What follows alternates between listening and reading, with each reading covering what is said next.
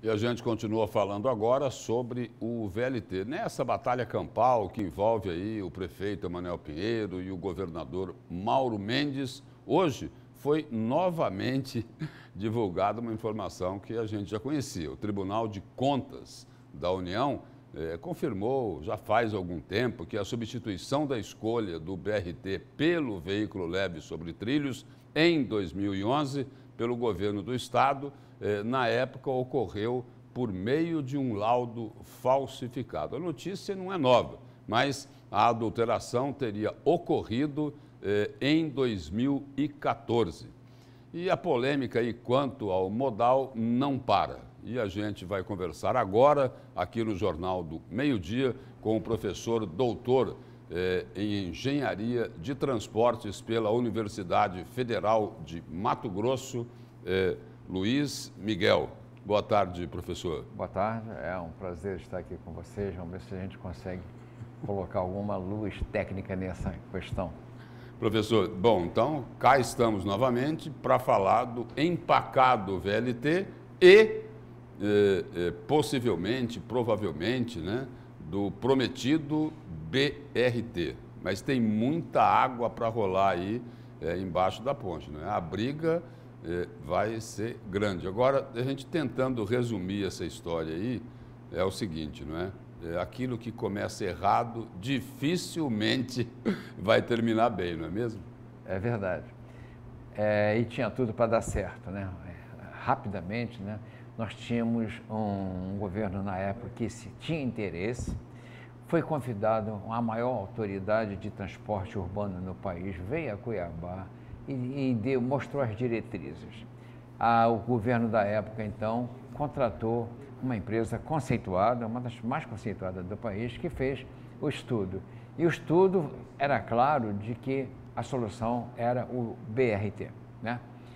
Nós, na universidade, acompanhamos de perto, que não fomos convidados em nenhum momento para opinar, nada, mas, como você sabe, a gente querendo aprender... Como observador. A gente bate na porta e fica lá e vem ouvir, né? E esse projeto, quando pegam um avião e vão para Brasília para pegar o financiamento, chegam lá, colocam outro projeto e voltam com uma outra solução.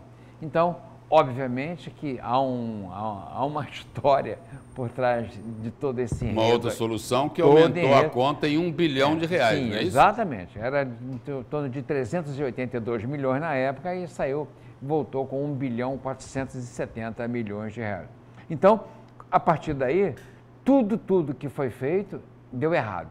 E o que pior, a qualidade do que foi feito, muito pior ainda. E por trás disso tudo ainda, uma coisa chamada RDC, Regime Diferenciado de Contratação, que exime o executor de começar a obra com o projeto pronto. Então, a partir daí, a sociedade foi chamada a pagar o que vai acontecer.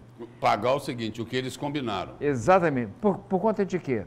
Primeiro, a solução proposta pela turma que fez a mudança, o VLT é um modal de integração entre os modais existentes nas grandes cidades de 1 milhão a 2 milhões de habitantes, né? Então, ele serve para integrar a barca com o aeroporto, com a ferrovia, com o ônibus, com os ônibus, com as rodoviárias, as ferroviárias. Esse é o papel do VLT em todas as cidades do mundo. Pode chamar quem quiser aqui que a gente coloca todas as cidades do mundo.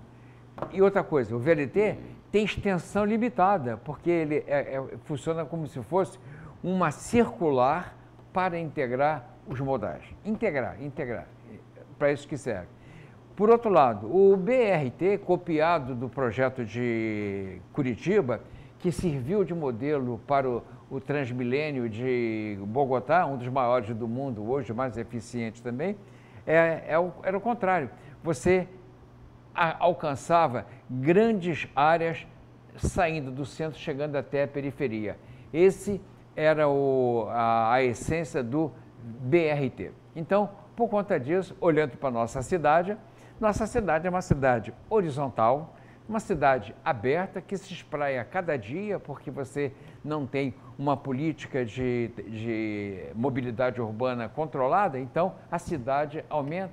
E isso aí tira qualquer característica de transporte de integração modal dentro. Pelo que o senhor diz aí, já fica claro o seguinte, olha, o melhor aqui é o BRT. Isso, né? isso. Agora o que se coloca agora aqui é o seguinte, e o que fazer, professor, com essa montanha de dinheiro que foi gasta com o VLT? Essa aí é a equação que precisa ser resolvida, não é? Ok, primeira variável, quem vai pagar? Nós. Segunda, conclusão, vamos ter que pagar. E outra coisa, hoje nós temos já tínhamos naquela época, Lúcio, uma demanda decrescente, ou seja, não tinha um número de viagens que comportasse um modal tão mais eficiente, o que não é, na verdade, eles se equivalem com as suas capacidades, né? E com isso, você reduziu o reembolso do investimento, porque não haveria tantas viagens. Aí veio essa maldita pandemia e traz mais dois personagens, o e-commerce e o comércio e o home office. Conclusão, hoje isso veio para ficar, Lúcio. Hoje se viaja muito menos para trabalhar e anda muito menos para comprar, para vender e para produzir. Isso aí é no mundo inteiro.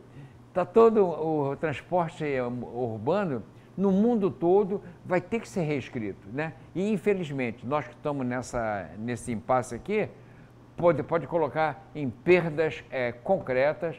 Nós não temos condições de colocar... Quer dizer, formar uma quadrilha e o povo vai pagar a conta, é isso? Exatamente, vão pagar bonitinho, né? É valor que cresce, esse valor não anda para trás, mesmo porque é tudo vinculado ao dólar. Então, você não cabe mais colocar um sistema desse numa situação como essa de hoje, que a pandemia nos trouxe. É como se fosse assim, a pá de cal. E será que o consórcio VLT, formado aí por 5 empresas, será não? Ele vai continuar brigando na justiça. Na avaliação do senhor, Cuiabá e Várzea Grande correm o risco de ficar sem o VLT e sem o BRT? Porque anunciaram, olha, essa guerra jurídica só está começando. Isso foi o que falaram ontem. Do meu tempo de DNR, que eu sou egresso do DNR, a gente dizia, nossas firmas de engenharia, elas eram classificadas pelo número de tratores que tinham, né? E do outro lado, a importância delas era pelo número de advogados que eles tinham. O consórcio que aí está, ele tinha, desde então, os melhores advogados do país. E continua tendo. Continua tendo e não vão perder, em hipótese nenhuma, tudo que tem direito, porque foi tudo combinado no RDC.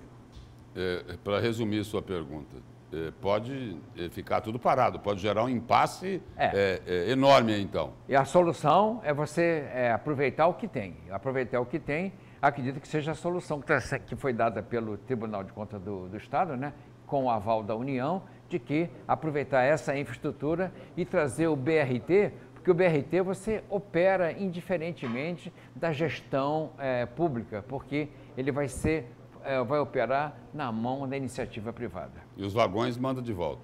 Esses vão ter que vender. E outra coisa, cada dia vale menos. Quando ele já foi comprado, já era uma tecnologia antiga.